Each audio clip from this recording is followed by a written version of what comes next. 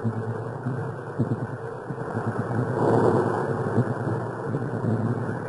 لله نحمده ونستعينه ونستغفره ونؤمن به ونتوكل عليه ونعوذ بالله من شرور أنفسنا ومن سيئات أعمالنا من يهده الله فلا مضل له ومن يضلله فلا هادي له ونشهد أن لا إله إلا الله وحده لا شريك له نشهد أن سيدنا نبينا حبيبنا شفيعنا مولانا محمد صلى الله عليه وسلم أما بعد فأعوذ بالله من الشيطان الرجيم بسم الله الرحمن الرحيم إن الله وملائكته يصلون على النبي يا أيها الذين آمنوا صلوا عليه وسلموا تسليما اللهم صل على سيدنا نبينا حبيبنا شفيعنا مولانا محمد صلى الله عليه وسلم اللهم صل على سيدنا نبينا حبيبنا شفيعنا مولانا محمد صلى الله عليه وسلم اللهم صل على سيدنا نبينا حبيبنا شفيعنا مولانا محمد صلى الله عليه وسلم اللهم صل على سيدنا نبينا حبيبنا شفيعنا مولانا محمد صلى الله عليه وسلم اللهم صل على سيدنا نبينا حبيبنا شفيعنا مولانا محمد صلى الله عليه وسلم اللهم صل على سيدنا نبينا حبيبنا شفيعنا مولانا محمد صلى الله عليه وسلم خطبة اليوم في التصوف আজকের খুতবা ইলমে তাসাউফ অর্থাৎ ইলমুত তাসবিহাত ইলমুল ইহসান যে ইলমের দ্বারা মানুষ আল্লাহ পাকের মুহাব্বত মারিফত আল্লাহ পাকের হাবিব আখিরি নবী সাইয়্যিদুল মুরসালিন ইমামুল মুরসালিন খাতামুন নবীন হাবিবুল্লাহ হুজুর পাক সাল্লাল্লাহু আলাইহি ওয়াসাল্লামের তাওয়াজ্জুহ জিয়ারত নিসবত হাসিল করে থাকে সেই ইলমে তাসাউফ সম্পর্কে। যদি আমরা পূর্বে বেশ কয়েক সপ্তাহে ইলমে তাসাউফের উপর আলোচনা করেছি যে ইলমে তাসাউফ ব্যতীত কোনো বান্দার পক্ষে খালিস বান্দা খালিস উম্মত বা তসলিমকালে সম্ভব নয়। সেজন্য ইলমে তাসাউফ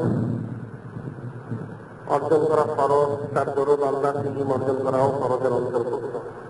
সেটা জেনে সেটা যে আমল করে খালিস বান্দা খালিস উম্মত জন্য কোশিশ করা সকল নর এবং নারীর জন্য দায়িত্ব এবং কর্তব্য। আল্লাহ পাক ইরশাদ করেন ওয়ালা তাহিনু ওয়ালা তাহজানু ওয়া আনতুমুল আ'লাউনা ইন কুনতুম মুমিনিন। আল্লাহ পাক ইরশাদ করেন তোমরা চিন্তিত হও না, পেরেশান হও না, সুস্থ কাহিনী করো না, তোমরাই কামিনী হবে যদি তোমরা মুমিন হতে পারো। আল্লাহ পাক এখানে বান্দাকে বলে দিয়েছেন যে বান্দা যদি খালিস মুমিন হতে পারে তাহলে তার জন্য কামিনী রয়েছে। এখন বান্দা মুমিন হবে কি করে? সেই মুমিন হওয়ার জন্য যে ইলমের প্রয়োজন সেটা হচ্ছে ইলমে তাসাউফ। সেটি আল্লাহ পাক বলে দিয়েছেন ওয়াত্তাবি সাবিলা মান আনাবা ইলাইয়া। ওই ব্যক্তির তুমি ইত্তেবা করো, তার অনুসরণ করো, তার নির্দেশ তার পথ মোতাবেক চলো, যে আমার দিকে রুজু হয়েছে, অর্থাৎ যিনি আল্লাহ পাকের দিকে রুজু হয়েছেন তার তর্ক তরিকা নিয়ম কানুন অনুসরণ করার জন্য আল্লাহ পাক নির্দেশ দিয়েছেন। সেটা কিতাবে বর্ণিত রয়েছে লা দীনা লিমান লা শাইখা লাহু, লা দীনা লিমান লা শাইখা লাহু। যার শায়েখ নেই, প্রকৃতপক্ষে তার কোনো দিনদারিও নেই। অর্থাৎ যে কোনো শায়েখ আল্লাহ পাকের ওলি আউলিয়া কেরামের সহযোগিতা করবে না, প্রকৃতপক্ষে সে দিন হাসিল করতে পারবে না। যেহেতু আল্লাহ ওনাদের সহযোগিতা করার কারণে আল্লাহ পাকের মতামত, আল্লাহ পাকের হাবিব আখিরি নবী হুজুর পাক সাল্লাল্লাহু আলাইহি সাল্লামের মতামত শুনতে পারবে। আর যদি সে আল্লাহ ওনাদের সহযোগিতা না করে, সে নফসের পায়নি করে দিনদারি থেকে, দিন থেকে, ইসলাম থেকে সে মাহরুম থেকে গোমরাহির পথে সে দাঁড়িতে হবে। সেটাই বলা হচ্ছে লা দীন লিমান লা শায়খা লাহু। যার শায়েখ নেই, প্রকৃতপক্ষে তার কোনো দিন নেই, দিনদারি নেই। প্রকৃতপক্ষে আল্লাহ আমাদের প্রতিষ্ঠা করা, আল্লাহ পাকের হাবিব হুজুর পাক সাল্লাল্লাহু আলাইহি সাল্লামের প্রতিষ্ঠা করা, আর আল্লাহ পাকের হাবিব হুজুর পাক সাল্লাল্লাহু আলাইহি সাল্লামের প্রতিষ্ঠা করা হচ্ছে আল্লাহ পাকের প্রতিষ্ঠা করা। আল্লাহ পাক ইরশাদ করেন, ইন্নাল্লাযীনা ইউবাইউনাকা ইন্নামা ইউবাইউনাল্লাহ ইয়াদুল্লাহ ফাওকা আইদিহিম। আল্লাহ পাক ইরশাদ করেন, ইন্নাল্লাযীনা ইউবাইউনাকা, নিশ্চয় যারা আপনার হাতে বায়াত হয়েছে, ইন্নামা ইউবাইউনাল্লাহ, নিশ্চয় তারা আল্লাহ পাকের হাতেই বায়াত হয়েছে। সুবহানাল্লাহ। ইয়াদুল্লাহ ফাওকা আইদিহিম, প্রকৃতপক্ষে আল্লাহ পাকের হাত আপনার হাতের উপর রয়েছে। সুবহানাল্লাহ। অর্থাৎ আল্লাহ পাকের হাবিবের কাছে যদি কেউ বায়াত হয়, সেজন্য আল্লাহ পাকের কাছে বায়াত হলো। আর যেহেতু উলিল আমর ব্যতীত আল্লাহ পাকের হাবিবকে পাওয়া যাবে না, যেটা আল্লাহ ইরশাদ করেছেন, ইয়া আইয়ুহাল্লাযীনা আমানু আতিউল্লাহ ওয়া আতিউর রাসূল ওয়া উলিল আমরি মিনকুম। ঈমানদার আল্লাহ পাক অনুসরণ করো, আল্লাহ রাসূলকে অনুসরণ করো, এবং যারা উলিল আমর নায়েবে নবী তাদেরকে অনুসরণ করো। আল্লাহ পাকের হাবিব আখিরি নবী হুজুর পাক সাল্লাল্লাহু আলাইহি সাল্লাম সরাসরি আল্লাহ পাক থেকে জেনে শুনে বুঝে আমল করেছেন। সুবহানাল্লাহ। পরবর্তী সাহাবায়ে কিরাম রাদিয়াল্লাহু তাআলা আনহুম আল্লাহ পাকের হাবিব থেকে জেনে শুনে বুঝে আমল করেছেন। সুবহানাল্লাহ। কিন্তু পরবর্তী উম্মত যারা রয়েছে, তাদের পক্ষে সরাসরি আল্লাহ পাক এবং তার হাবিব সাল্লাল্লাহু আলাইহি ওয়াসাল্লামকে পাওয়া, ওনাদের কাছ থেকে সরাসরি তালিম তরিক ও শিক্ষা গ্রহণ করা, এটা সম্ভব বা স্বাভাবিক নয়। যার জন্য তাদের দায়িত্ব হবে উলিল আমরি মিনকুম, তাদের মধ্যে উলিল আমর নায়েবে নবী আল্লাহ পাকের ওলি রয়েছেন, তাদের সঙ্গে শেয়ার করে তাদের থেকে জেনে শুনে বুঝে আমল করা। এই প্রসঙ্গে একটা ঘটনা বলা হয়, হযরত ইমাম ফখরুদ্দিন রাজি রহমতুল্লাহ আলাইহি, ইমাম ফখরুদ্দিন রাজি রহমতুল্লাহ আলাইহি, যিনি প্রকৃতপক্ষে ছিলেন মানতিকের ইমাম। যে মানতিকি বিষয়ে শাস্ত্রে ওনার যে দক্ষতা ছিল, ইমামের তত্ত্বে তিনি পৌঁছেছিলেন। অর্থাৎ সেই মানতিক ওনার তাফসীরে কবির যেটা উনি লিখেছেন, সেই তাফসীরে কবির সেটা যদি কেউ পড়ে, তাহলে সে সহজে বুঝতে পারবে যে ওনার ইলমে মানতিক কতটুকু ছিল। ওনার কেমন বেমিসাল মানতিকের ইমাম ছিলেন। ইলমের শিক্ষা উনি অর্জন করলেন, ইলমে জাহের যতটুকু প্রয়োজন সবই অর্জন হলো। যেটা উনি পেয়েছেন, একজন হাক্কানি রব্বানি আল্লাহ পাকের ওলির কাছে বায়াত হতে হবে। সেজন্য অনেক শায়েখের দরবারে উনি গেলেন। যখন ইমাম ফখরুদ্দিন রাজি রহমতুল্লাহ আলাইহি, ওনার খবর ছিল ইলমে মানতিক, ওনার নাম মৌরবী অসুস্থ, তাহলে ওনার সাথে অন্যান্য যারা আগে বলা ছিলেন ওনার সমসাময়িক, তারা ওনার সাথে কোনো বিষয়ে ইখতিলাফ করতেন না। যে তোমার ইলমের যে গভীরতা ছিল, সেটা সহজে অন্যান্য যারা বড় আলিম ওলামা ছিলেন তারা সেটা অনুধাবন করেছিলেন। সেই ইমাম ফখরুদ্দিন রাজি রহমতুল্লাহ আলাইহি পুরোটান উনি দুনিয়াবী দৃষ্টিতে আমির ওমরা রাজা বাদশাহের কাছে খুব সম্মানিত ছিলেন,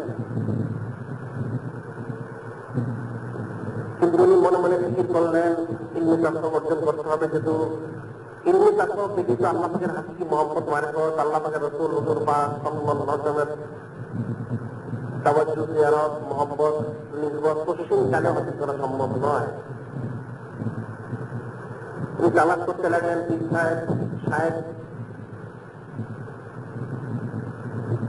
তালাশ করতে করতে তিনি শেষ কথা হয়তো নজরুদ্দিন কুবরা রহমতুল্লাহের দরবারে উপস্থিত হলেন।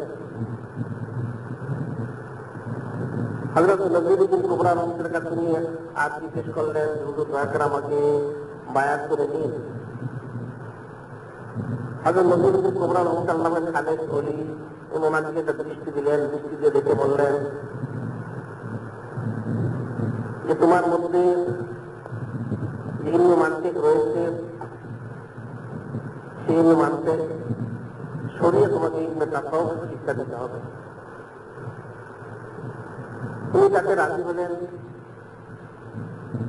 কিতাবে বর্ণিত রয়েছে কিছুক্ষণ পর উনি আওয়াজ পেলেন, ওনার সিনার মধ্যে যেন মনে হচ্ছে পরপর আওয়াজ হচ্ছে।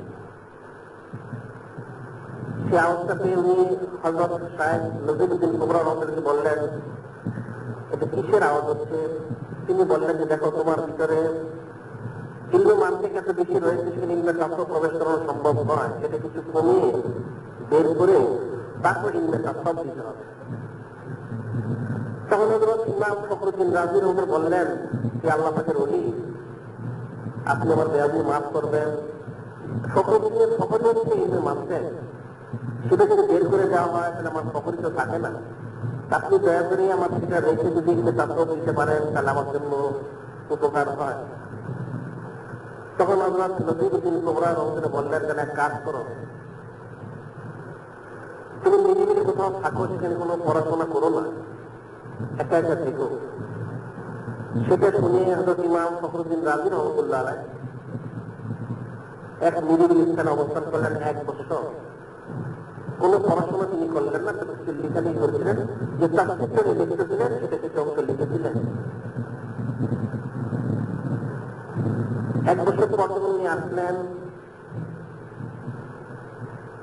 তখন হযরত নজরুদ্দিন কুবরা রহমতুল্লাহ বললেন যে ফখরুদ্দিন, তোমার তো ইলম আরো বৃদ্ধি পেয়েছে, তুমি কি করেছ? তখন তিনি বললেন, হুজুর আপনি নিষেধ করেছেন কোনো কিছু পড়াশোনা করতে, আমি পড়াশোনা করিনি, তবে কিছু লিখেছিলাম। কি লিখেছিল? তাফসীরের কবির কিছু অংশ লেখা হয়েছে। তখন হযরত নজরুদ্দিন কুবরা রহমতুল্লাহ বললেন যে দেখো, তোমার তো ইলমে মানতিক আরো বৃদ্ধি পেয়েছে, এই অবস্থা তোমাকে ইলমে তাসাউফ দেওয়া তো কঠিন। তখন তিনি বললেন, হুজুর আপনি দোয়া করুন, আপনার প্রতিষ্ঠা করেছি, বায়াত দিয়েছি, কাজে আপনি দোয়া করুন আপনার বলছি আল্লাহ আমাকে হাকিকত মন্দিরের মধ্যে পৌঁছায় তৌফিক দান করছেন। আমার বুঝছেন আওয়াজ করায় বাইরে হবে না।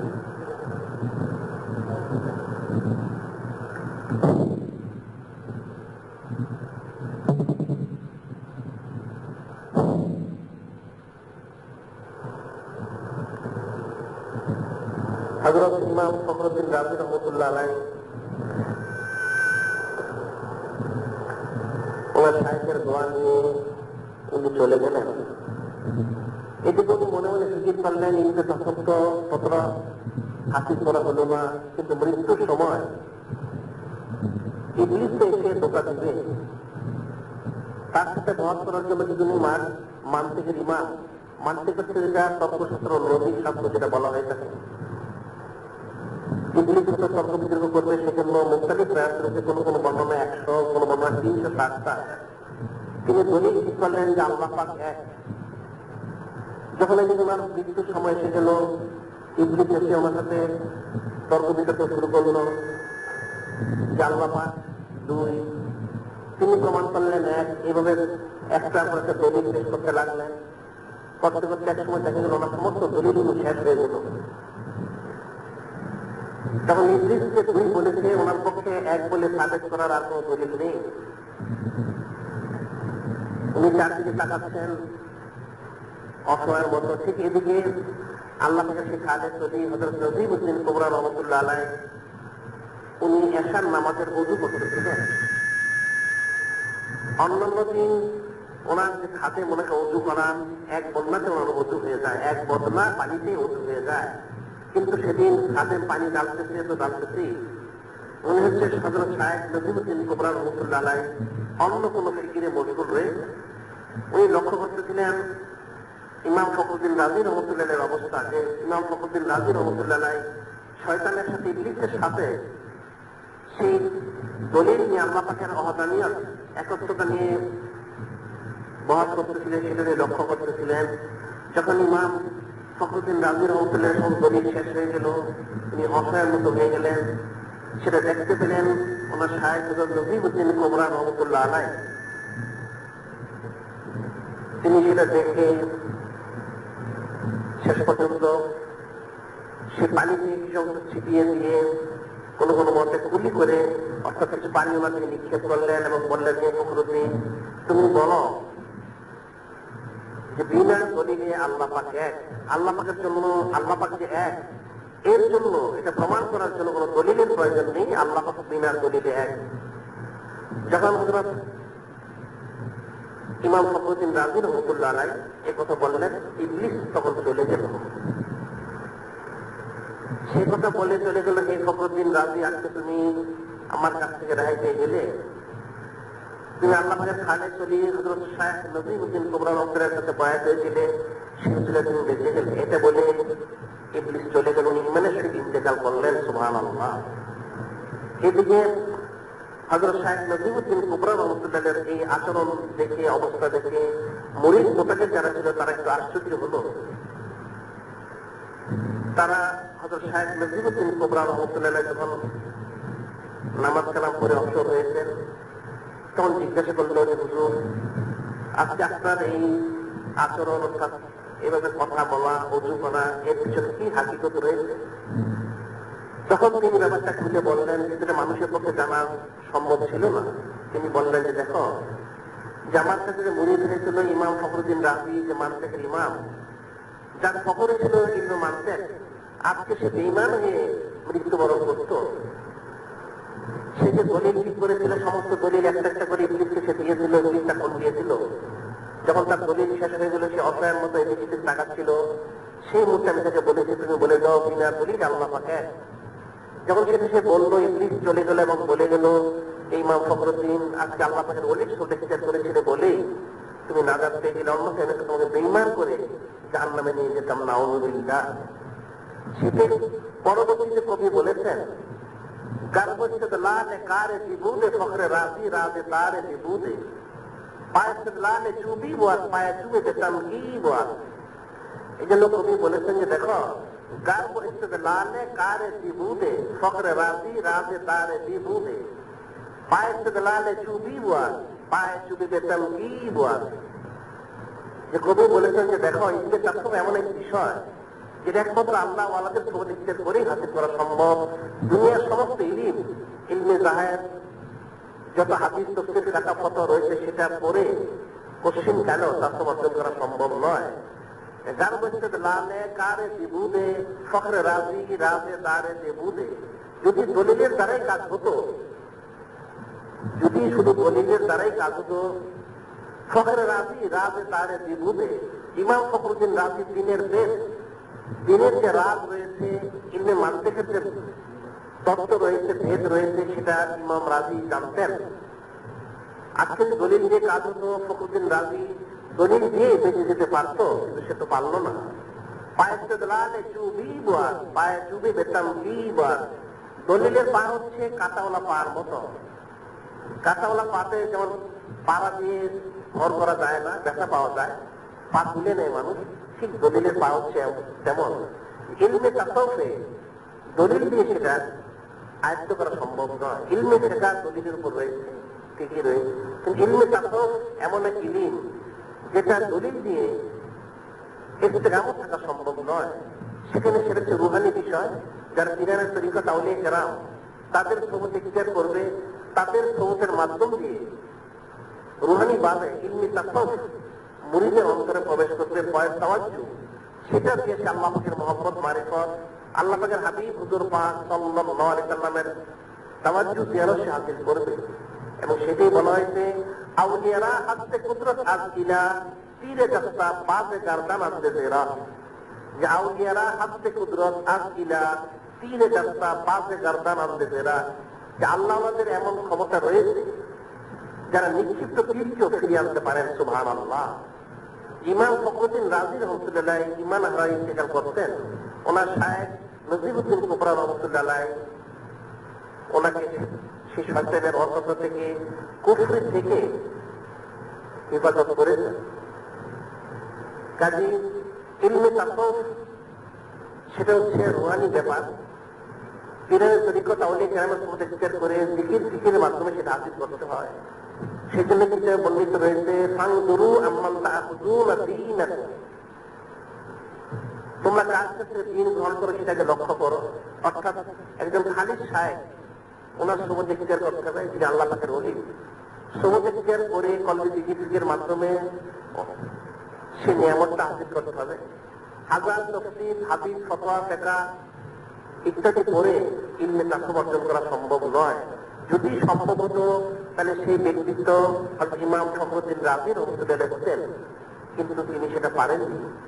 সেটাই বলা হয়েছে, আল্লাহ পাক বলেছেন ইন্নাল্লাযীনা ইউবাইউনাকা ইন্নামা ইউবাইউনাল্লাহ ইয়াদুল্লাহু ফাওকা আইদিহিম, ইন্নাল্লাযীনা ইউবাইউনাকা, যে নিশ্চয় যারা আপনার হাতে বায়াত হয়েছে, ইন্নামা ইউবাইউনাল্লাহ, যে নিশ্চয় তারা আল্লাহ পাকের হাতেই বায়াত হয়েছে। সুবহানাল্লাহ।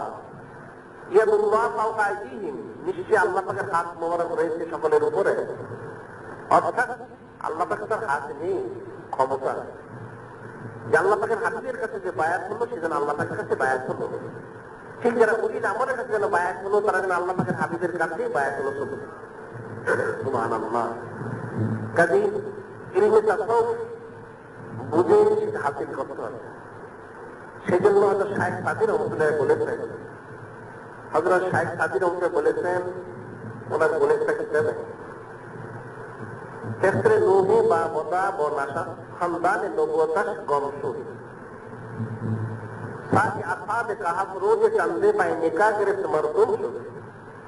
হযরত শায়েখ সাদি রহমতুল্লাহ বলেন, দেখো ক্ষেত্রে নুহে বা বদা ব নাশা খানদানে নবুয়তাস গমসুর সাথে আসাবে কাহাব রোজে চান্দে পায় নিকাহ গিরফত মরদুম শুদ। যে হযরত নূহ আলাইহিস সালাম তিনি আল্লাহ পাকের নবী এবং রাসূল ছিলেন, ওনার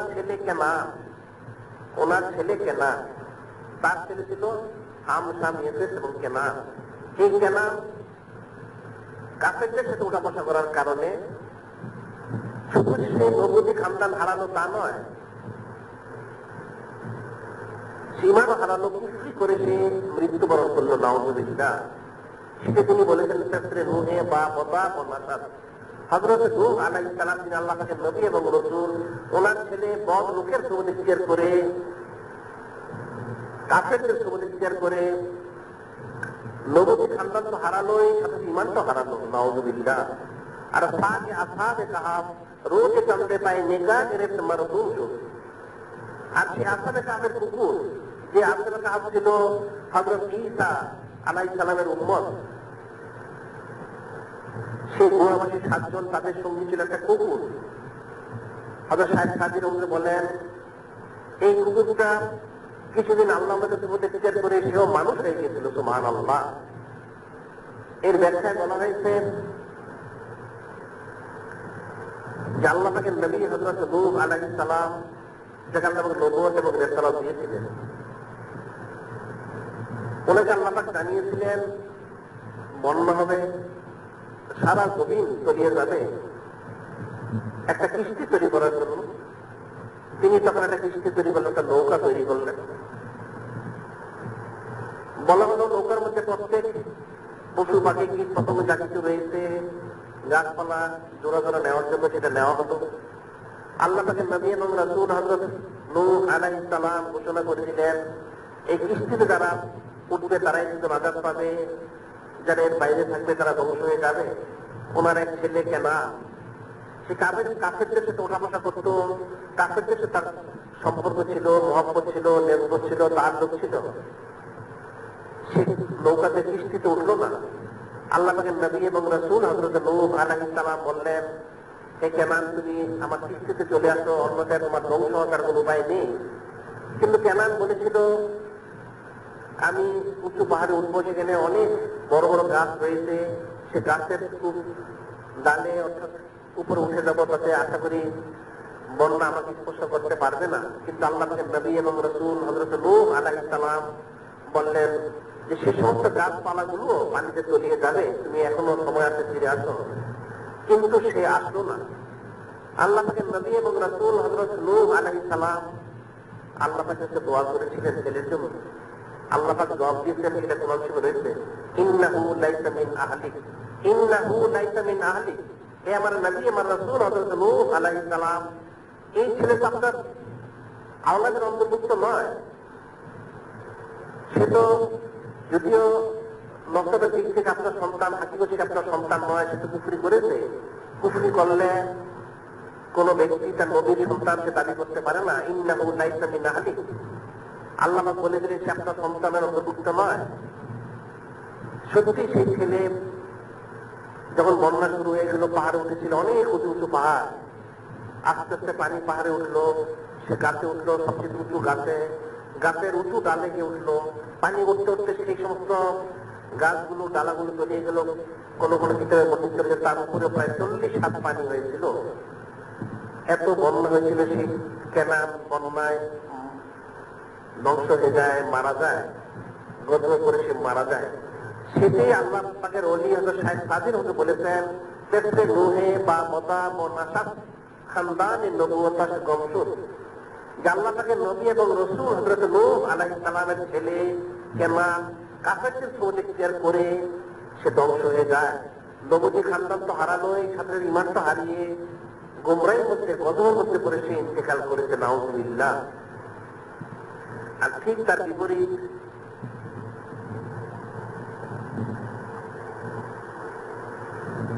सागे असहाब कहा, रोज चलने पे निकाह करे मरदुम शुभ।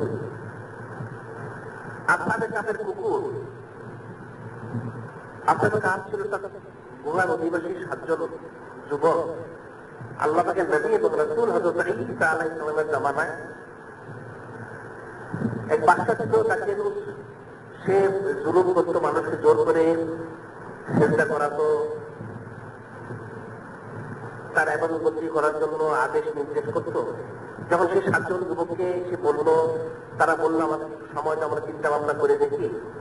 এটা বলে সেই সময়ের মধ্যে সেই 7 জন যুবক ওনারা সেই স্থান থেকে সরে গেলেন, যাতে সে বাদশা জুলুম করতে না পারে।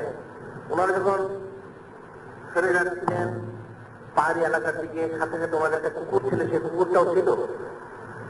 সকলে বলেছিলেন কুকুরটাকে বিদায় করে দেই। যিনি বড় ছিলেন তিনি বলেছিলেন কুকুরটাকে থাকতে দাও, আপদে বিপদে জঙ্গলে পাহাড়ে পর্বতে কাজে লাগবে।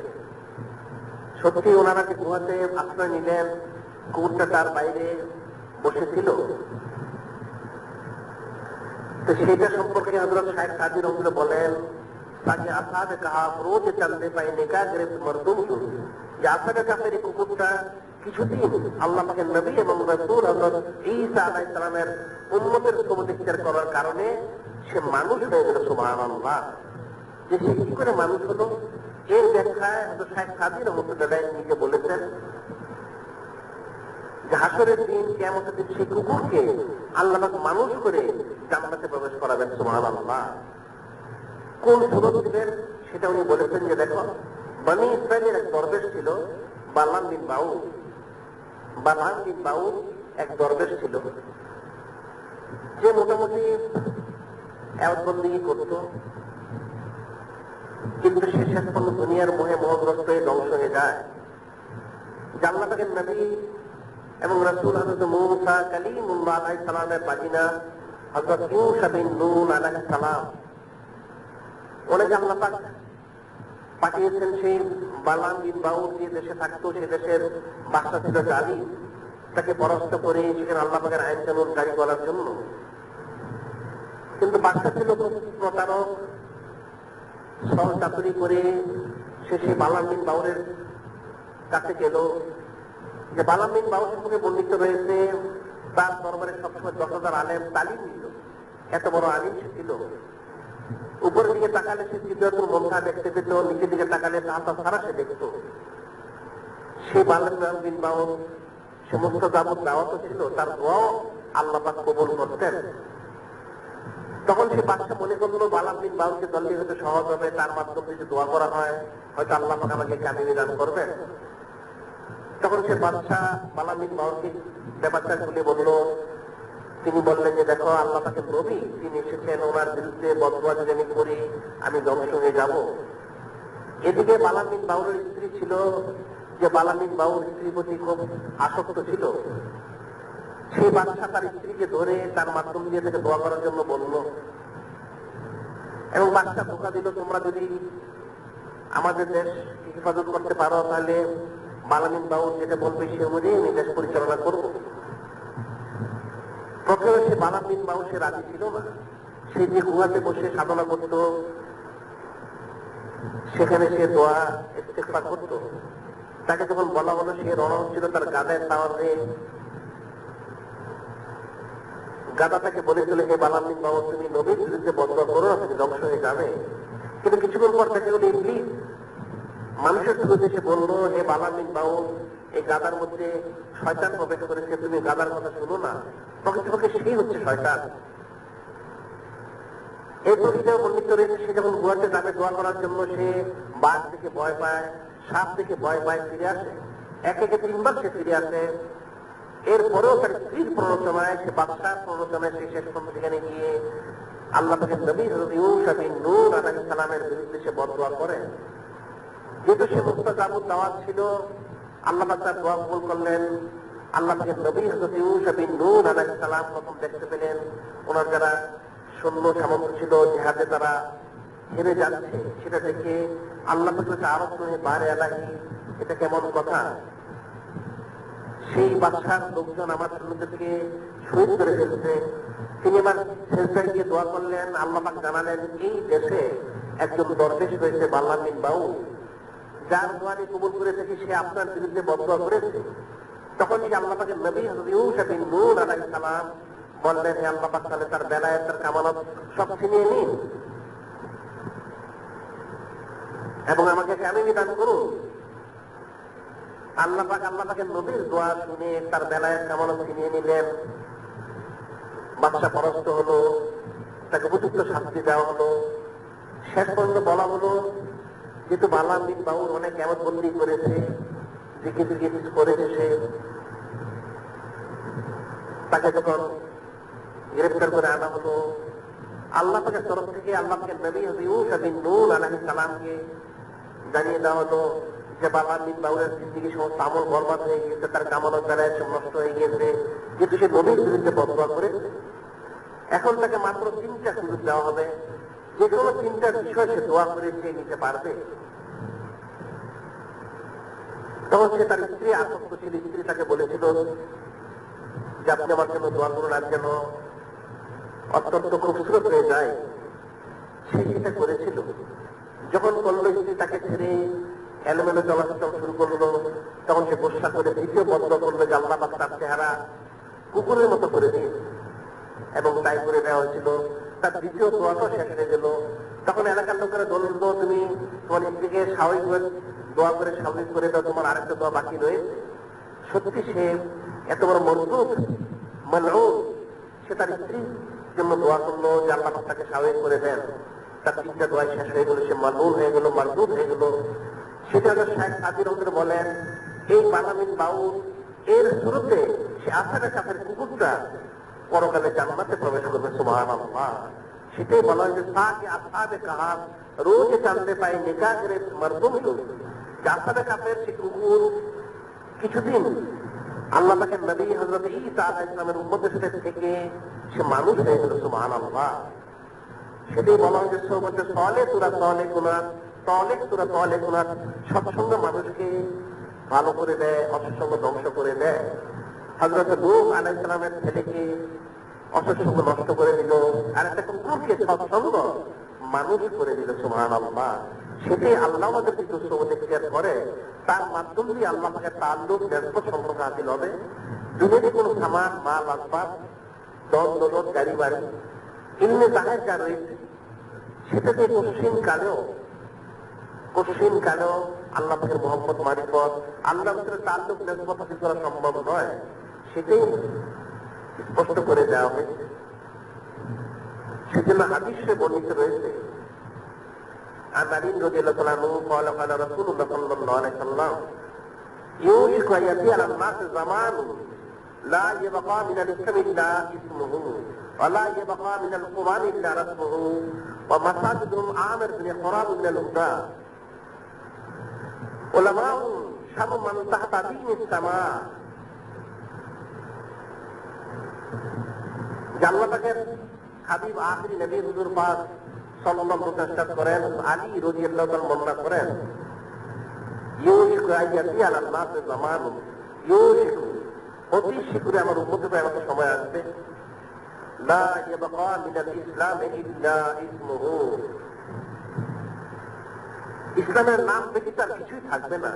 আলা ইয়াবকা মিনাল কুরআন ইল্লা রাসমুহু, কোরআন শরীফের রসমি তেলাওয়াত ব্যতীত, কোরআন শরীফের রসমি তেলাওয়াত ব্যতীত আর কিছুই থাকবে না। মাসাজিদুম আমির বিন হারাম মিনাল হুদা, তখন মসজিদগুলো হবে বড় বড় অট্টালিকা, বিরাট বড় বড় প্রাসাদ হবে, কিন্তু হেদায়েত থেকে খালি হবে। উলামাহুম শাররু মান তাহতা দীনিস জামান, সেই জামানার যারা আলিম নামদারি ব্যক্তি হবে তারা আল্লাহর জমিনে আকাশের নিচে সবচাইতে নিকৃষ্ট প্রাণী হবে। নাউযুবিল্লাহ মিন ইনদিন তাখরুজুল ফিতনা ওয়া ফিন তাউদ, সেই উলামায়ে সু যারা আলেম নামদারি থাকবে সেই জামানায় তারা উলামায়ে সু, তারা আল্লাহর জমিনে আকাশের নিচে নিকৃষ্ট প্রাণী হবে। এদের দ্বারা ফিতনা পয়দা হবে এবং এই ফিতনাগুলো তাদের মধ্যেই বর্তাবে। যেহেতু তারা ইলমে তাফসীর থেকে মারুফ থাকবে, নিজেরও সরে থাকবে, মানুষকে সরিয়ে রাখবে, যার জন্য তাদের দ্বারা ফিতনা পয়দা হবে এবং সেই ফিতনাগুলো তাদের উপরে গিয়ে পড়বে, যার জন্য তারা লাঞ্ছিত অপমানিত হবে, দেশে তারা জীবনযাপন করবে ও মৃত্যুর সময় ঈমান হারায় ইন্তেকাল করবে। নাউযুবিল্লাহ। সেটা অন্য হাদিসে বলা হয়েছে, আন যায়েদ ইবনে লাবিদ রাদিয়াল্লাহু তাআলা আনহু قال ذكر النبي صلى الله عليه وسلم شيئا فقال زكي دعوة لأصحاب العلم فقلت يا رسول الله صلى الله عليه وسلم كيف يدعو نحن نقرأ القرآن نقرأ أبناءنا يقرأ أبناؤنا أبناءهم إلى يوم القيامة فقال فقلتهم مقيدات إن كنت لأورك من أكثر رجل من المدينة أوليس هذه اليهود النصارى يقرؤون التوراة الإنجيل لا يعملون بشيء مما فيهما। হযরত জিয়াদ ইবনে লাবিদ রাদিয়াল্লাহু আনহু বলেন, একদিন আল্লাহর হাবিব বললেন যে কিয়ামতের আগে এই কাজগুলো সংঘটিত হবে। তখন হযরত জিয়াদ ইবনে লাবিদ রাদিয়াল্লাহু আনহু বলেন, ইয়া রাসূলুল্লাহ, হাবিব আল্লাহ সাল্লাল্লাহু আলাইহি ওয়াসাল্লাম, কি করে সম্ভব? আমরা তো আল্লাহর কালাম পড়তে করে থাকি এবং আমরা আমাদের ছেলেদেরকে শিক্ষা দিচ্ছি, পরবর্তীতে আমার ছেলেরা তাদের ছেলেদেরকে শিক্ষা দিবে, কিয়ামত পর্যন্ত চলতেই থাকবে, তাহলে কি করে এটা সম্ভব? আল্লাহ নবী বললেন, তোমার আম্মা তোমাকে হারিয়ে ফেলো। এটা আরবি দেখা প্রবাদ যে তুমি ইনকুন্তু, আমি তোমাকে মনে চাও যে তুমি মদিনার একজন জ্ঞানী ব্যক্তি,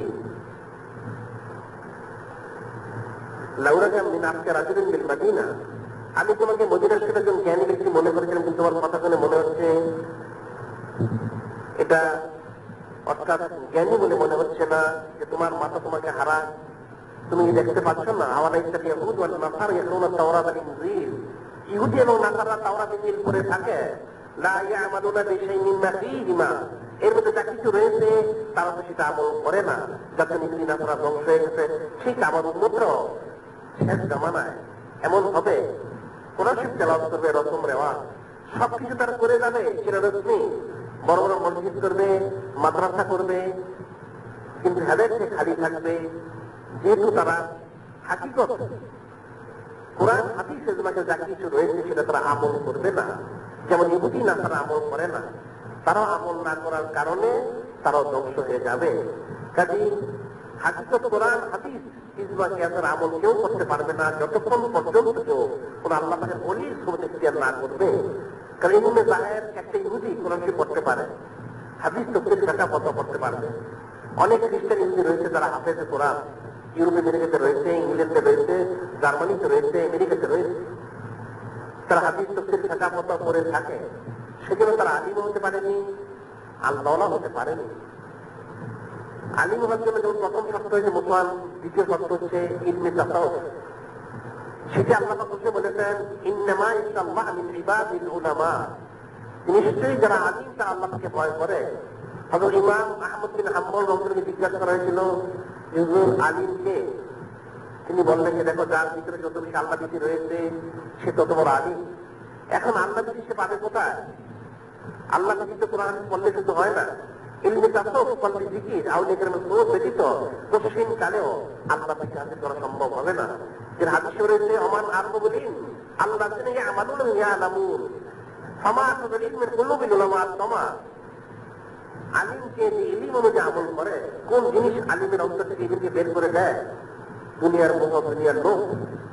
এখন তো মানুষের অন্তর থেকে দুনিয়ার লোভ ইলম বের করে দিয়েছে, হাকিকি যে ইলম রয়েছে সেটা বের করে দিয়েছে। অর্থাৎ ইলমে জাহের, ইলমে বাতিন যেটা রয়েছে ইলমে তাসাউফ, ইলমে তাসাউফ ছাড়া ইলমে জাহের কখনো পূর্ণতায় পৌঁছতে পারবে না। আর সেই ইলমে বাতিন সাথে করতে পারবে না আল্লাহ আমাদের সুবনিশ্চয় করা ব্যতীত, আল্লাহ আমাদের সুবনিশ্চয় করা ব্যতীত। হাদিসে বর্ণিত রয়েছে মান জাউল মউত মান জাহুল মউত ওয়া ইয়াতলুবুল ইলমা লিইহইয়া বিল ইসলাম বাইনান নবিয়িনা দারাজাতুন ওয়াহিদা ফিল জান্নাহ।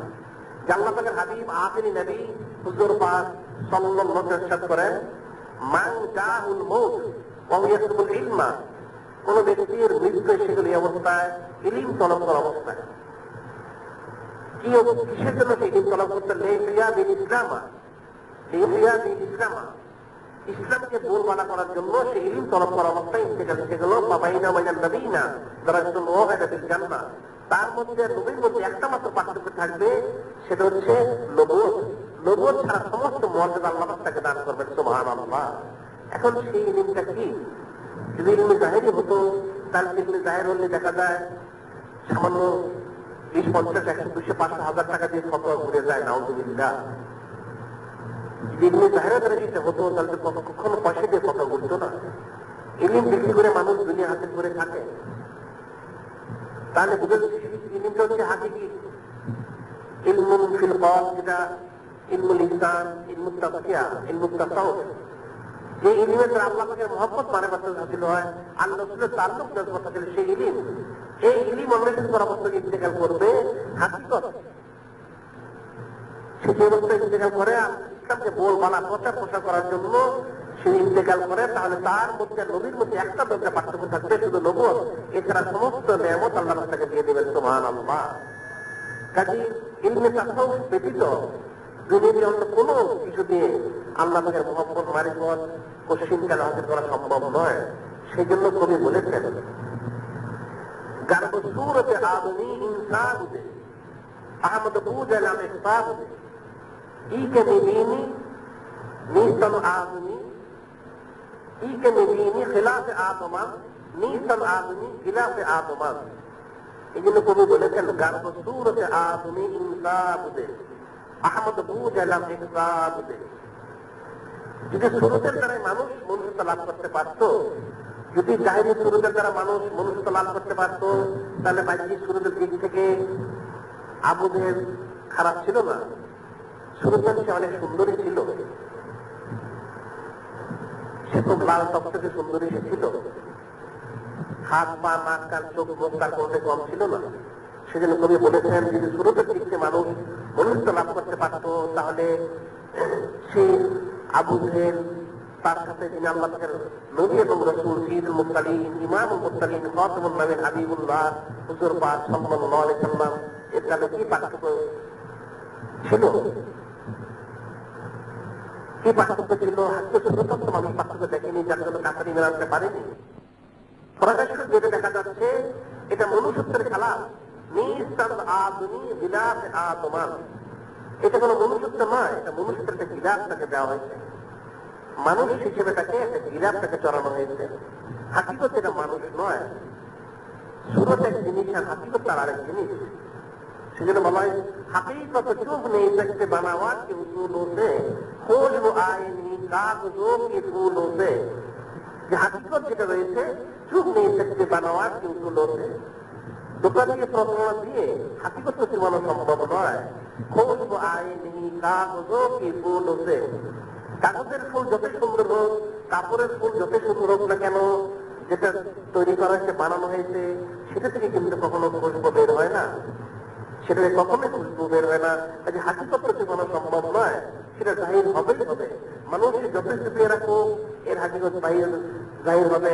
একটা লোক যখন দাঁড়িয়ে উঠে যায় সে যথেষ্ট তাকতে থাকুক না কেন প্রতিদিন তার দাঁড়িয়ে কিছুটা বের হয়ে যাবে, কিন্তু সে বালেক হয়ে গেছে তার দাঁড়িয়ে উঠবে। কাজে যখন একটা জিনিস হাকিকত জাহির হয়ে যাবে সেটা চুমানো সম্ভব হবে না, কোশ্চেন কালেও না। সেটা আল্লাহ বলেছেন ফাআলহামাহা ফুজুরাহা ওয়া তাকওয়াহা। আমি মানুষকে হক এবং না হক কোনটা সত্য তাকওয়া পরিষ্কারের পথ আর কোনটা ফাঁকি ফিস্ক ফুজুরের পথ সেটা বলে দিয়ে সেটা জেনে সে অনুযায়ী সে আমল করবে, আল্লাহ আমাদের সুমতিষ্কার করবে। আল্লাহ আমাদের সুমতিষ্কারের মাধ্যম দিয়ে সে আল্লাহ তাদের মহব্বত বানাতে সাবিত করতে পারবে, অন্যথা কোশ্চিন কালেও নয়। যেটা আল্লাহ বলতে ফালা তুযাক্কু আনফুসাকুম ওয়া আ'লামু বিমান ইত্তাকা, তোমরা সাফাই গেও না, নিজের বিশুদ্ধতা থেকে বর্ণনা করো না, কারণ আল্লাহ পাক জানেন কে বেশি মুত্তাকি এতটা প্রাপ্ত। দুনিয়াবি দল টাকা পয়সা গাড়ি বাড়ি বিষয় সম্পদ ইলমে জাহের দিয়ে কোশ্চিন কালেও এতটা হাসিল করা সম্ভব নয়।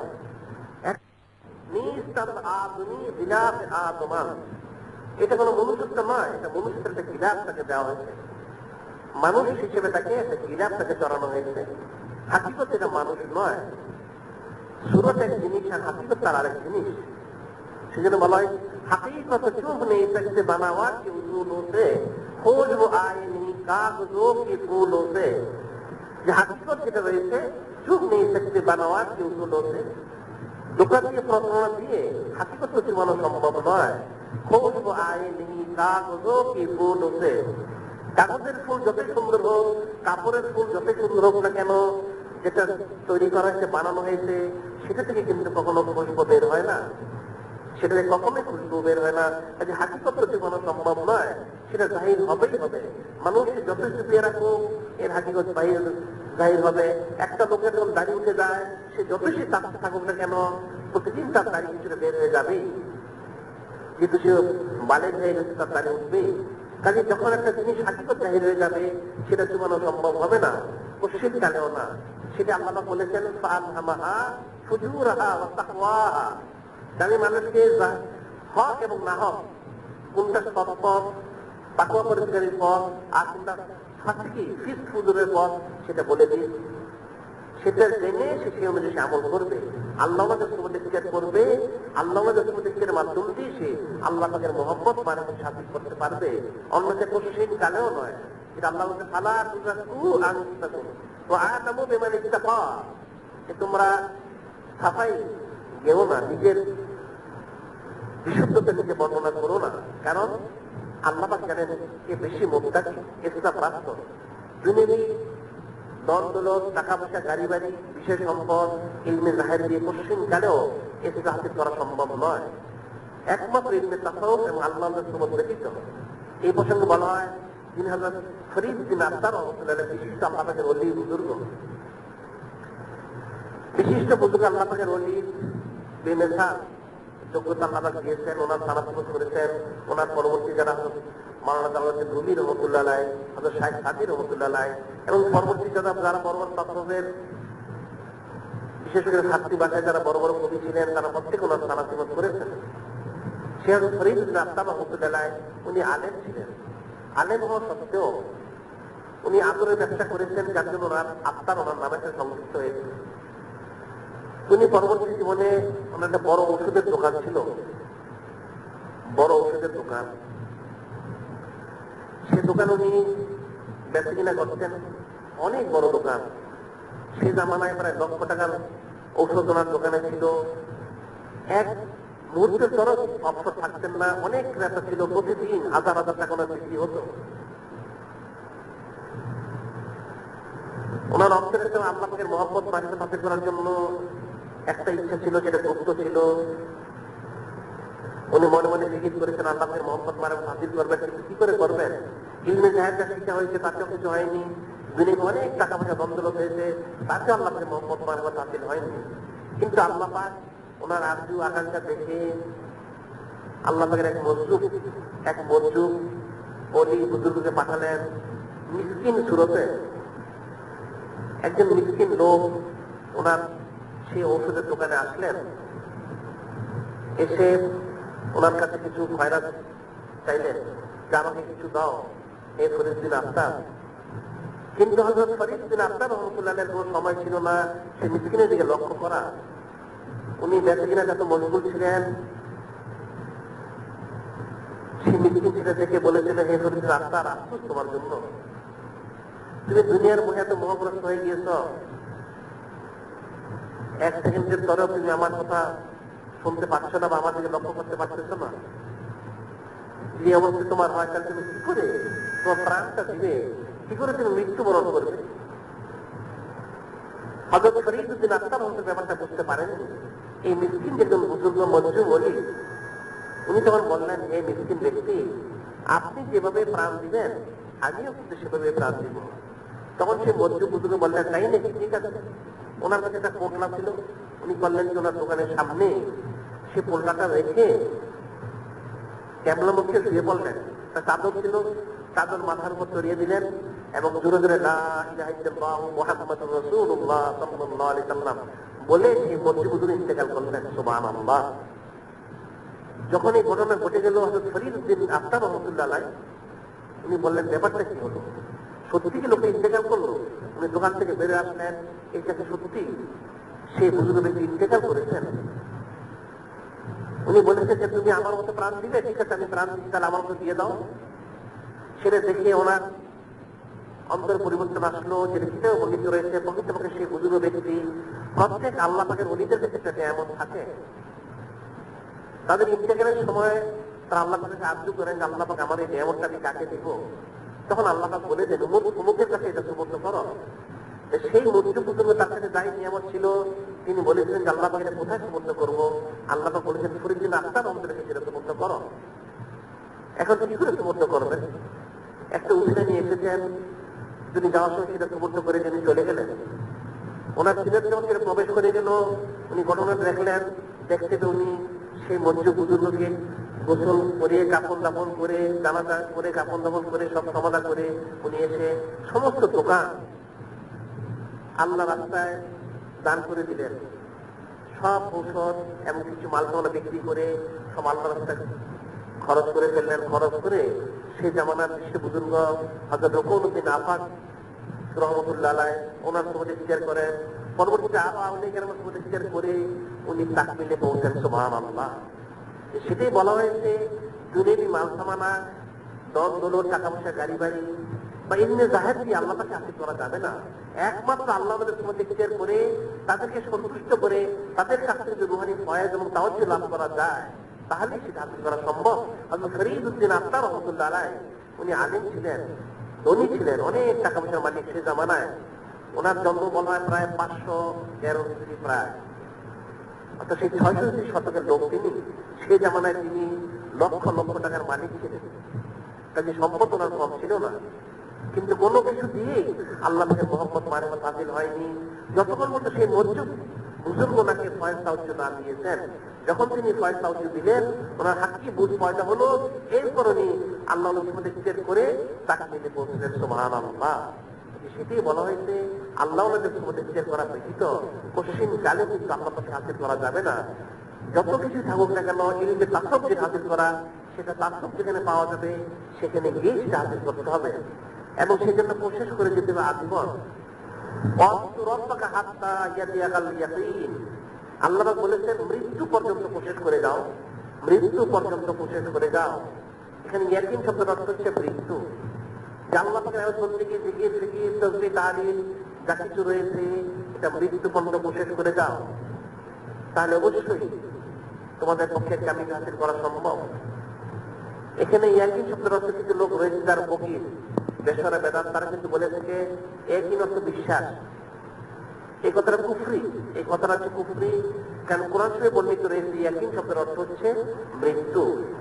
আল্লাহ পাক নিজে বলেছেন ফি জান্নাত ইয়াতাসাআলুন আনিল মুজরিমিন, জান্নাতবাসীরা তারা জাহান্নাম দেখতে পাবে, তারা জাহান্নামের জিজ্ঞাসা করবে, আলোচনা করবে, মা সালাকুম ফি সাকার, মা সালাকুম ফি সাকার, এই জাহান্নামে তোমাদের কোন কারণে জাহান্নামে পৌঁছালো, কিসের জন্য তোমরা আজকে জাহান্নামে পৌঁছলে? قالوا لم نكن من المصلين ولم نكن نطعم المسكين وكنا نخوض مع الخائضين وكنا نكذب بيوم الدين حتى أتانا اليقين। তারা বলল যে দেখো লাম নাকুন মিনাল মুসাল্লিন, আমরা কখনো নামাজ পড়িনি, নাউযুবিল্লাহ। ওয়ালাম নাকুন নুতঈমুল মিসকিন, কোন মিসকিনকে, ফকির গরীব গোরবাকে আমরা খাদ্য দেইনি, নাউযুবিল্লাহ। ওয়া কুননা নাখুযু মা'আল খায়িদিন, যারা কোরআন হাদিস নিয়ে, ইজমা কিয়াস নিয়ে ঠাট্টা বিদ্রুপ করেছে, ইলমে তাসাউফ নিয়ে ঠাট্টা বিদ্রুপ করেছে, আমরা তাদের সাথে বিদ্রুপ করেছি, নাউযুবিল্লাহ। ওয়া নুকাযযিবু বিয়াউমিদ্দিন, এবং আমরা পরকালকে মিথ্যা আরোপ করেছি, নাউযুবিল্লাহ। হাত্তা আতানাল ইয়াকিন, ইয়াকিন আসা পর্যন্ত। এখানে যদি ইয়াকিন অর্থ বিশ্বাসী হয়ে যায়, তাহলে তো বিশ্বাস হয়ে গেলে তো তার জন্য আজাদী পেয়ে যেত। অর্থাৎ মৃত্যু আসা পর্যন্ত হাত্তা আতানাল ইয়াকিন আমরা এই সমস্ত কাজ করেছি, নাউযুবিল্লাহ। কাজে একই অর্থ হচ্ছে মৃত্যু। মৃত্যু আসা মতো কোশিশ করে যেত, তাহলে কামিয়াবি রয়েছে। অন্যথায় হাজারো সে কোশিশ করুক না কেন, সে কোনোদিন কামিয়াবি হাসিল করতে পারবে না, কোনোদিন কামিয়াবি হাসিল করতে পারবে না। এ প্রসঙ্গে বলা হয়েছে হযরত শাহ আব্দুল আজিজ মুহাদ্দিস দেহলভী রাহমাতুল্লাহ আলাইহি, হযরত শাহ আব্দুল আজিজ মুহাদ্দিস দেহলভী রাহমাতুল্লাহ আলাইহি, যিনি শাহ ওলিউল্লাহ মুহাদ্দিস দেহলভী রাহমাতুল্লাহ আলাইহির ছেলে, বিশ্বখ্যাত আলিম বুজুর্গ ওলি, যিনি আমিরুল মুমিনিন হযরত সৈয়দ আহমদ শহীদ দেহলভী রাহমাতুল্লাহ আলাইহি পীর সাহেব শায়েখ হযরত শাহ আব্দুল আজিজ মুহাদ্দিস দেহলভী রাহমাতুল্লাহ আলাইহি, ওনার জামানায় এই আয়াত শরীফ নিয়ে একটা ক্ষেত্র সৃষ্টি হয়, ওয়াবুদ রাব্বাকা হাত্তা ইয়াতিয়াকাল ইয়াকিন, এটা নিয়ে একটা ক্ষেত্র সৃষ্টি হয়। একটা ফকির ছিল, সে নামাজ কালাম করতো না, এওয়াজবন্দি করতো না, সে এই আয়াত বলে দিত, ইয়াকিন পর্যন্ত এওয়াজবন্দি করতো। আল্লাহ পাকের ওলি এবং বিখ্যাত আলিম হযরত শাহ আব্দুল আজিজ মুহাদ্দিস দেহলভী তাকে অনেকবার বুঝিয়েছেন যে দেখো ব্যাপারটা এরকম নয়, এটা হচ্ছে ইয়াকিন অর্থ হচ্ছে মৃত্যু, মৃত্যু বলতে এওয়াজবন্দি করতে হবে। কিন্তু সে ফকির ওনার কথা করতে রাজি নয়। অনেক দলিলে যদি পেশ করা হলো, সে কোনো মতেই সে মানবে না। যখন সেটা মানবে না, তখন হয়তো শাহ আব্দুল আজিজ মুহাদ্দিস দেহলভী রাহমাতুল্লাহ আলাইহি উনি মনে মনে চিন্তা করলেন, ফকির তো দলিল মানবে না, যেহেতু গোমরা, দিন তার মুক্তা হয়ে গেছে, তাই সে তো দলিল গ্রহণ করবে না, তাকে হিকমত করে শিক্ষা দিতে হবে। একদিন তিনি কি করলেন, সে ফকিরকে দাওয়াত দিলেন, বললেন ঠিক আছে ফকির সাহেব, আপনার যদি অনেক কিছু ইয়াকিন হাসিল হয়েই থাকে, তাহলে তো আপনি অনেক কিছু শিখেছেন, জেনেছেন, তাহলে আপনার কাছে আমাদের কিছু জানার শোনার বিষয় রয়েছে। ফকির মনে মনে খুব খুশি হলো, সে মনে করলো এত বড় আলিম, বিশ্বখ্যাত আলিম, যার লক্ষ লক্ষ মুরিদ মোতাকের, বিশ্বখ্যাত আলিম ওলামা, সুফি দরবেশ, আউলিয়া কেরাম সব ওনার মুরিদ, তো ওনাকে যদি কব্জা করা যায় তাহলে তো সারা বিশ্বই কব্জা করা সম্ভব। সে খুব খুশি হলো, ওনার দাওয়াত গ্রহণ করল। উনি বললেন আপনার দাওয়াত আজকে বাদ মাগরিব আমার এখানে আসবেন, আপনার কাছ থেকে আমরা কিছু নজির শুনবো। তো সে ফকির তার 2-4 জন লোক নিয়ে সে আসলো। হযরত শাহ আব্দুল আজিজ মুহাদ্দিস দেহলভী রাহমাতুল্লাহ একটা মাদ্রাসা ছিল, সেই মাদ্রাসার সে জামানায় 4 থেকে 500 ছাত্র ছিল। তিনি ওনার খানকা শরীফে বসলেন, ফকিরকে বসালেন, তো বসিয়ে তার দিকে ছাত্ররা বসে রয়েছে, ঘেরাও করেছে। তো শাহ আব্দুল আজিজ মুহাদ্দিস দেহলভী রাহমাতুল্লাহ ডাকে অনেক কিছু জিজ্ঞাসা করলেন। সে তো এমন বক্তব্য পেশ করতেছে, উনি কিছু খাবারের ব্যবস্থা করলেন, এমন খাবারের ব্যবস্থা করলেন যে খাবার তারা ইস্তেঞ্জার আদত হয়। সে অনেক কিছু বলতেছে, যেহেতু সে ইয়াকিন হাসিল করেছে, বাতিনি ফকির, তার সবকিছু হাসিল হয়ে গেছে, এখন আর এওয়াজবন্দির দরকার নেই, জাহিরি এওয়াজবন্দিকে দিয়ে কি হবে, ইত্যাদি অনেক কথা সে বলতেছিল। এদিকে এমন খাদ্য খাওয়ানো হলো, তার ইস্তেঞ্জার প্রয়োজন হয়ে গেল। সে তখন বললো, এই মাওলানা সাহেব, আমার তো ইস্তেঞ্জা করার দরকার রয়েছে। হযরত শাহ আব্দুল আজিজ মুহাদ্দিস দেহলভী বললেন যে না ফকির সাহেব, আরেকটু বলুন, আপনার কথা আমরা শুনবো। আপনি ইস্তেঞ্জা করতে চলে যান, তাহলে আমরা কি করে শুনবো? উনি কথা বলে থেকে অনেক দেরি করাতে লাগলেন। এদিকে যখন ইস্তেঞ্জা তার খুব বেগ হয়ে গেল, সে তো অসুস্থ হয়ে গেল। তখন হযরত আব্দুল আজিজ মুহাদ্দিসের মতো বললেন, হে ফকিহ সাহেব, আপনি তো সেই ইয়াকিনের দরজায় পৌঁছেছেন, আপনার কোনো জাহেরি আমলবন্দির প্রয়োজন নেই। তাহলে যদি জাহেরি আমলবন্দির প্রয়োজন না হয়ে যায়, তাহলে জাহেরি ইস্তেঞ্জার কি প্রয়োজন রয়েছে? আপনি নামাজ, রোজা, হজ, যাকাত সব বাতিনি করেন, ইস্তেঞ্জাকে বাতিনি করে ফেলুন। যখন এই কথা বলা হলো, ফকিহ তখন ব্যাপারটা বুঝতে পারলো যে ব্যাপারটা অন্যরকম মনে হচ্ছে, যে সবকে বাতিনি করে এটা, তাহলে ইস্তেঞ্জাকে বাতিনি করে নেই। তখন সে বুঝতে পেরেছে, ইস্তেগফার তওবা করলো যে হুজুর আমাকে বেয়াদবি মাফ করবেন, বুঝতে পেরেছি ব্যাপারটা, যে আমাকে ইস্তেঞ্জা করার ব্যবস্থা করেছি। তখন থেকে ইস্তেঞ্জা করার ব্যবস্থা করা হলো, সে করলো, করে সে ইস্তেগফার তওবা করে মাফ চাইল। হাকিকত ইলমে বাতিন যেটা বলা হয়, ওয়াবুদ রাব্বাকা হাত্তা ইয়াতিয়াকাল ইয়াকিন, মৃত্যু পর্যন্ত সেটা কোশিশ করতে হবে, তাহলে তার জন্য কামিয়াবি রয়েছে। যদি কেউ মনে করে যে ইয়াকিন অর্থ হচ্ছে বিশ্বাস স্থাপন করা, তাহলে সেটা ভুল হবে। অর্থাৎ মৃত্যু পর্যন্ত কোশিশ করে যাবে একজন বান্দা আল্লাহ পাক সাক্ষী করার জন্য, আল্লাহ সাক্ষী করার জন্য, আল্লাহ আমাদের প্রতিক্রিয়া করে, তাহলে তার জন্য হাকিকত কামিয়াবি রয়েছে। সেটি আল্লাহ কিন্তু বলেছেন। আল্লাহ পাকের হাবিব হুজুর পাক সাল্লাল্লাহু আলাইহি ওয়াসাল্লামকে লক্ষ্য করে প্রকৃতপক্ষে আল্লাহ পাকের হাবিবকে বলা হয়নি, আমাদেরকে বলা হয়নি। যেটা আল্লাহ পাক হাবিব নিজে বলেছেন যে দেখো, সূরা হুদ কিন্তু আমাকে বৃদ্ধ করে দিয়েছে, সূরা হুদ আমাকে বৃদ্ধ করে দিয়েছে। আল্লাহ পাকের হাবিব হুজুর পাক সাল্লাল্লাহু আলাইহি ওয়াসাল্লামের কিছু চুল মোবারক এবং দাড়ি মোবারক পেকেছিল, যে সূরা হুদ আমার চুল দাড়ি পাকিয়ে দিয়েছে। হযরত সাহাবায়ে কিরাম রাদিয়াল্লাহু তাআলা জিজ্ঞাসা করলেন, ইয়া রাসূলুল্লাহ, ইয়া হাবিব আল্লাহ সাল্লাল্লাহু আলাইহি ওয়াসাল্লাম, সূরা হুদের মধ্যে নবী রাসূল আলাইহিস সালামের ঘটনা বর্ণিত রয়েছে, সেই ঘটনাগুলো কি আপনাকে বৃদ্ধ করে দিয়েছে? তিনি বললেন, না, কয়েকটা আয়াত শরীফ আমাকে বৃদ্ধ করে দিয়েছে। কোন আয়াত শরীফ? আল্লাহ পাক একসাথে ফাসতাকিম কামা উমিরতা ওমান তাবা মা'কা ওয়া লা তাতগাও ইন্নাহু বিমা তা'মালুনা বাসীর ওয়া লা তারকানু ইলা আল্লাযীনা যালামু ফাতামাসসাকুমুন নার ওয়া মা লাকুম মিন দুনিল্লাহি মিন আউলিয়া সুম্মা লা তুনসারুন। আল্লাহ পাক হাবিব বলেন, একসময় আমাকে বৃদ্ধ করেছে, অর্থ হচ্ছে ফাসতাকিম কামা উমিরতা, আপনি ইস্তেকামত থাকুন যে বিষয়ে আপনাকে আদেশ করা হয়েছে। ওমান তাবা মা'কা, শুধু আপনি নন, আপনার সাথে যারা রয়েছে সাহাবায়ে কিরাম রাদিয়াল্লাহু তাআলা আনহুম, তাদেরকেও ইস্তেকামত থাকতে বলুন যে বিষয়ে আদেশ করা হয়েছে। ওয়া লা তাতগাও, সীমা লঙ্ঘন করবেন না। আল্লাহ তাকে হাদিসে সীমা লঙ্ঘন করার প্রশ্ন আসে না, আমাদের জন্য বলা হয়েছে তোমরা ইস্তেকামত থাকো যে বিষয়ে আদেশ করা হয়েছে, যারা তওবা করে ইস্তেগফার করেছো, কোনো সীমা লঙ্ঘন করো না। আল্লাহ পাক সমস্ত আমল তোমাদের দেখতে পাচ্ছেন। ওয়ালা তারকানু ইলাল্লাযীনা যালামু, শুধু তোমরা ইস্তেকামত থাকবে। কেমন ইস্তেকামত থাকবে? কোন জালিম ফাসিক ফুজ্জারের দিকে তোমরা রুজুও যেও না, একটু সেদিকে ঝুঁকেও যেও না। যদি সেদিকে ঝুঁকে যাও, রুজু হয়ে যাও, তাহলে জাহান্নামের আগুন তোমাদের স্পর্শ করবে না। নাউযুবিল্লাহ, জাহান্নামের আগুন স্পর্শ করবে। মা লাকুম মিন দুনিল্লাহি মিন আউলিয়া সুম্মা লা তুনসারুন, তোমরা আল্লাহ ছাড়া তো কোনো অভিযোগ পাবে না এবং তোমার সাহায্য প্রাপ্ত হবে না।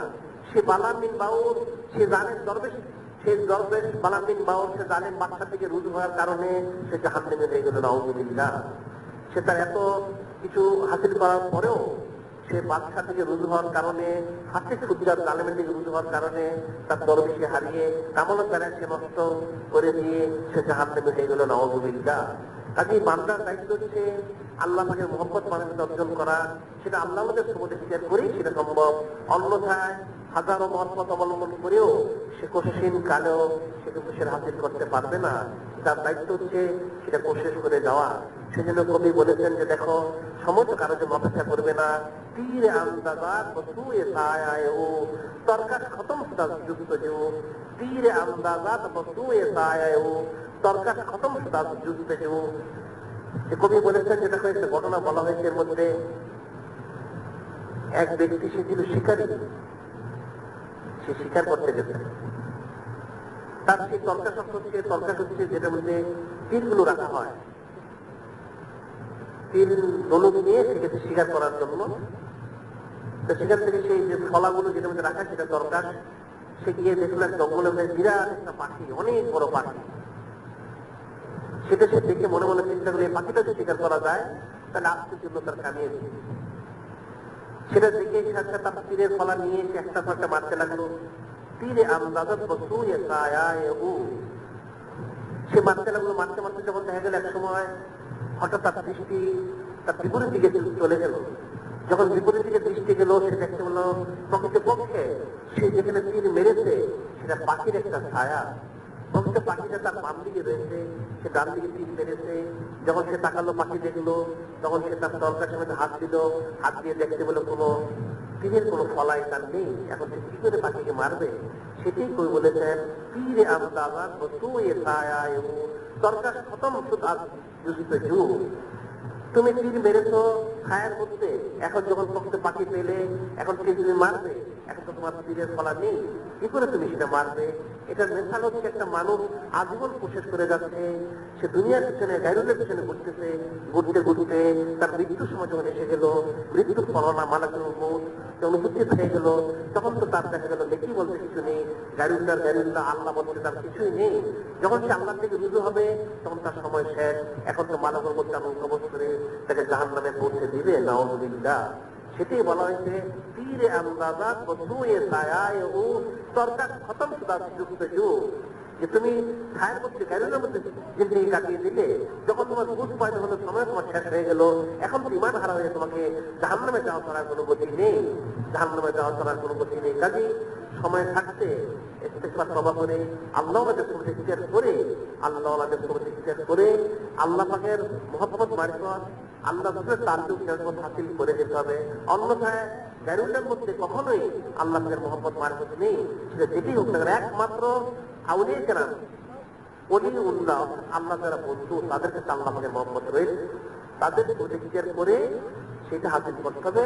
তাহলে সেই জন্য অন্য কবি বলেছেন हर किसी से दिल लगाना क्या तुम्हारा काम है, एक ही तो अपना मालो लुटाना दूसरा तो बदनाम है। दिल लगाना उससे चाहे जो काबिल दिलदार है, बेदिल से दिल लगाना मकसूद बर्बाद है। ये कवि बोले थे हर किसी से दिल लगाना क्या तुम्हारा काम है, एक ही तो अपना मालो लुटाना दूसरा तो बदनाम है। दिल लगाना उससे चाहे जो काबिल दिलदार है, बेदिल से दिल लगाना मकसूद बर्बाद है। कवि बोले थे हर किसी से दिल लगाना क्या तुम्हारा काम है। তুমি আশরাফুল মখলুকাত, তুমি তো যার সাথে দিল লাগাতে পারো না, যেখানে সেখানে তোমার দিল ইস্তেমাল করা যেতে পারে না, তুমি আশরাফুল মখলুকাত, তোমার মর্যাদা রয়েছে, ফজিলত রয়েছে, আল্লাহ তোমাকে আশীর্বাদ দিয়েছেন। কাজে হার কিসি সে দিল লাগানা क्या तुम्हारा काम है, তোমার যে মর্যাদা শান রয়েছে তুমি যেখানে সেখানে দিল দিতে পারো না। যদি তুমি যেখানে সেখানে দিল লাগাও, অর্থাৎ আল্লাহ পাক সারা যদি গায়রুলের মধ্যে তোমার দিল লাগিয়ে দাও, একে তো আপনার মালও লুটানা দুসরা তো বদনাম। এক নম্বর হচ্ছে তোমার মাল ধ্বংস হয়ে গেল, তোমার দুনিয়ার জিন্দেগি বরবাদ হয়ে গেল, তোমার বদনাম হয়ে গেল। তুমি আশরাফুল মখলুকাত হয়ে আল্লাহ পাকের সাথে মহব্বত স্থাপন না করে তুমি গায়রুলের মধ্যে স্থাপন করলে, নাউযুবিল্লাহ, তোমার বদনাম হয়ে গেল। তোমার জিন্দেগির সমস্ত হায়াত, তোমার মাল সামানা সব ধ্বংস হয়ে গেল। দিল লাগানো उससे चाहे जो काबिल दिलदार है, দিল লাগানো उससे चाहे, তার সাথে দিল লাগাতে হবে যিনি দিলের কদর বুঝেন, দিলের কাবিলিয়ত যিনি রাখেন, অর্থাৎ আল্লাহ পাক।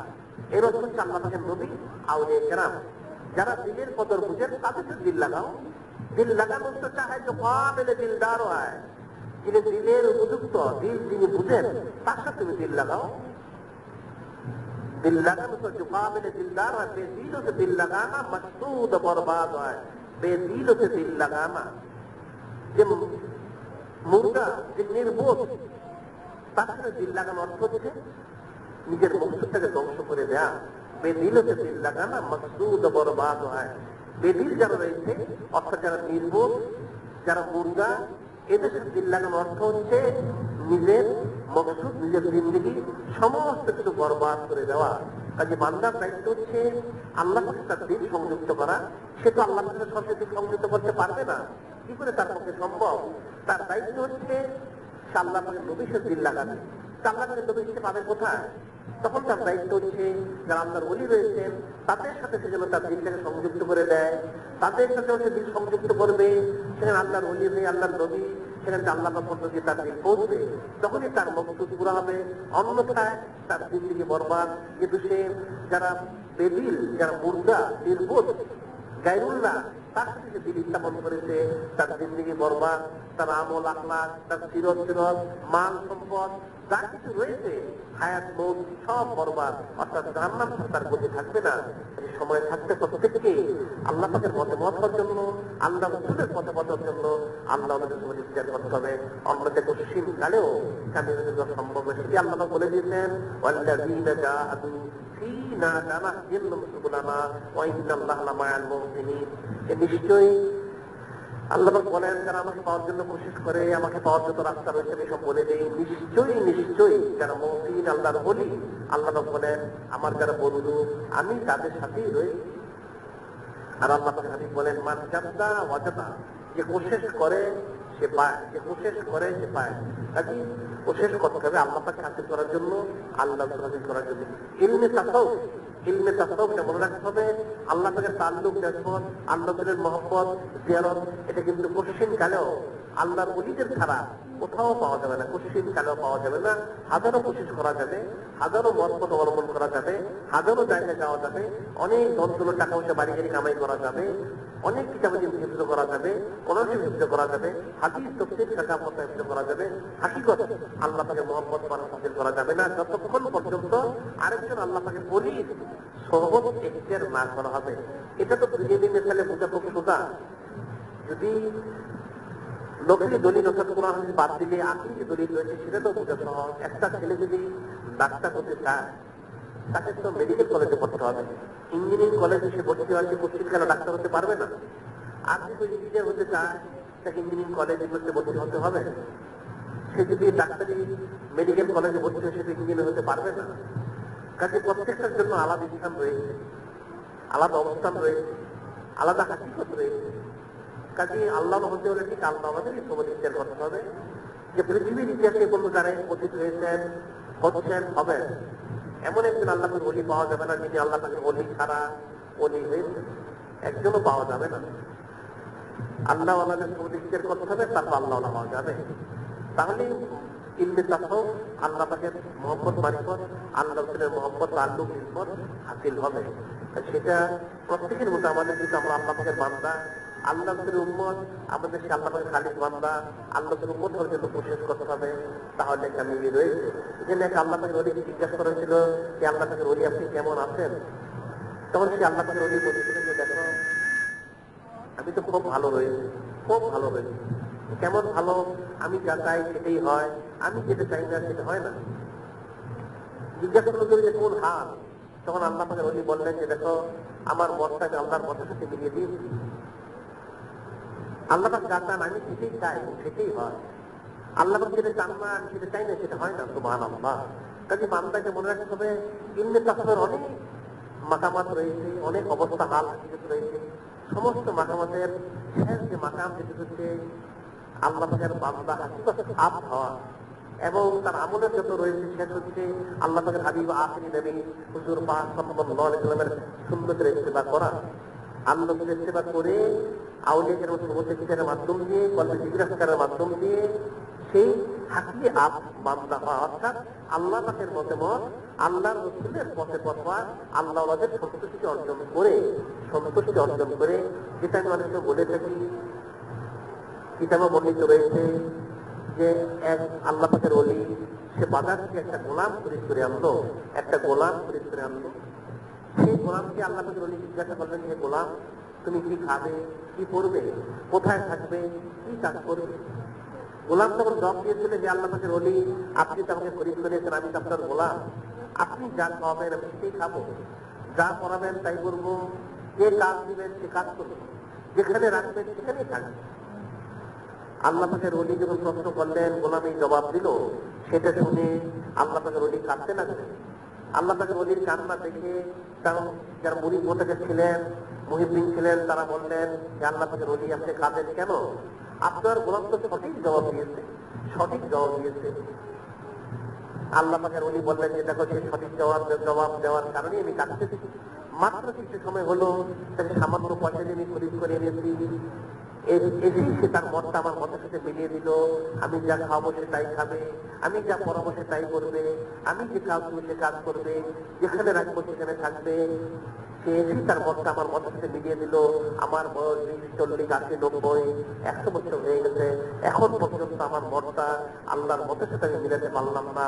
তাহলে কি করে আল্লাহ আমাকে বান্দা দাবি করতে পারি, আল্লাহ রসুলের উম্মত আমি দাবি করতে পারি? সেই জন্যই আমার কান্না পাচ্ছে, অন্য কোনো কারণে নয়। অন্য কোনো কারণে তাকে খুব ফিকির করতে হবে যে বান্দা সেই গোলামি তার হাকিকত জাহির করেছে, এই গোলাম তার গোলামিও জাহির করেছে। যে মনিব বলেছে আপনি যা দিবেন সেটাই আমি, যে কাজ দিবেন সে কাজ করবো, যেখানে রাখবেন সেখানে থাকবো, যা খাওয়াবেন তাই খাবো, যা পড়াবেন তাই করবো। তাই যদি তাই হয়ে থাকে, সেটা গোলামের এটা ডিউটি হয়ে থাকে। আমরা যদি আল্লাহর বান্দা হয়ে থাকি, গোলামি যদি দাবি করে থাকি, সত্যি গোলামের মধ্যে আমরা সেটা কেমন থাকতে চাই, তাহলে তো আল্লাহ আমাদের যেভাবে রাখবেন আমাদের সেভাবেই থাকতে হবে, সেটাতে সন্তুষ্টি প্রকাশ করতে হবে। যে কাজ দিয়েছেন সেটা করতে হবে। কাজী যা খাওয়াবেন পড়াবেন যেখানে রাখবেন সে অবস্থা থেকে সন্তুষ্টি প্রকাশ করে শুকরিয়া আদায় করতে হবে। অন্যটা আমরা কি করে আল্লাহের গোলাম এবং বান্দা দাবি করবো?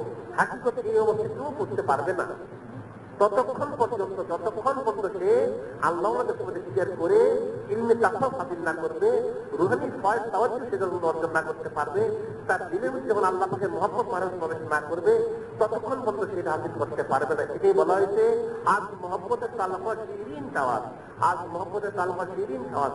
মহব্বতের চিন্তা জিনিসটাও মিষ্টি হয়ে যায়। সুবহানাল্লাহ। কেউ যদি একটা মহব্বত থাকে, তাকে যদি বিষ দেয়, সে বিশ্বাস করে পান করে ফেলবে। আর যদি মহব্বত না থাকে, মিষ্টি দিলেও সে সেটা গ্রহণ করবে না। কাজে মহব্বতের চিন্তাটা মিষ্টি হয়ে যায়। আল্লাহ পাকে যদি সত্যি কারো মহব্বত হয়ে যায়, আল্লাহ যদি মহব্বত হয়ে যায়, তাল্লুক জাজবত হয়ে যায়, অবশ্যই সে আল্লাহর মতামত হয়ে যাবে, আল্লাহকে মতামত হয়ে যাবে। আর যতক্ষণ তার তাল্লুক জাজবত মহব্বত না হবে, সে কঠিন কালেও হতে পারবে না।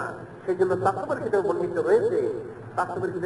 রয়েছে, যদি কেউ আল্লাহ পাকের ওলি দাবি করে, পীরের তরিকত আউলিয়া কেরাম অন্তর্ভুক্ত দাবি করে, তাহলে সে যদি ফরজ ওয়াজিব সুন্নতে মুআক্কাদ তরফ করে, এমনকি একটা মুস্তাহাব নফল সে বারবার তরফ করে, তাহলে সে আল্লাহ পাকের খালিদ বান্দা ওলি, তার দাবি তার মিথ্যা, কারণ যার সাথে যার মহব্বত তাল্লুক, অবশ্যই সে তার কথা রক্ষা করবে, তার আদেশ নির্দেশকে অনুসরণ করবে। যদি দুনিয়া মেশালে কোনো বন্ধুকে কোনো কিছু বলে আমার করে দিও, তার অসুবিধা থাকা সত্ত্বেও সে সেটা করে দেয়। বন্ধুর মহব্বত এটাই যদি হতে পারে, সেটা আল্লাহ সাথে যার মহব্বত রয়েছে, আল্লাহ রসুলের যার মহব্বত রয়েছে, তাহলে সে কি করে আল্লাহ তার হাবিব সাল্লাল্লাহু আলাইহি ওয়াসাল্লামের আদেশ যদি সমান্য করতে পারে? এটা কঠিন কালে সম্ভব নয়। কাজেই এটা হাসিল করাও কঠিন এবং এটার ইস্তেকামত হওয়া কঠিন। হাসিল করা তখনই সহজ হবে যখন সে তার ভিতরে আল্লাহের মহব্বত প্রবেশ করবে, ফয়েজ তাওয়াজ্জুহ আসবে আল্লাহ ওলিদের তরফ থেকে, তখন সহজ সম্ভব, ইস্তেকামত সহজ। অন্যথায় হাজারো সেটা হাসিল করতে পারবে। যেটা আমি আগেও বলেছি যে মেহেদি পাতা হাজারো সেটা বেঁধে রাখলে রং হবে না, যতক্ষণ সেটা পিছিয়ে না লাগাবে তাদের মধ্যে, সেটা কঠিন কালেও রং ধারণ করবে না।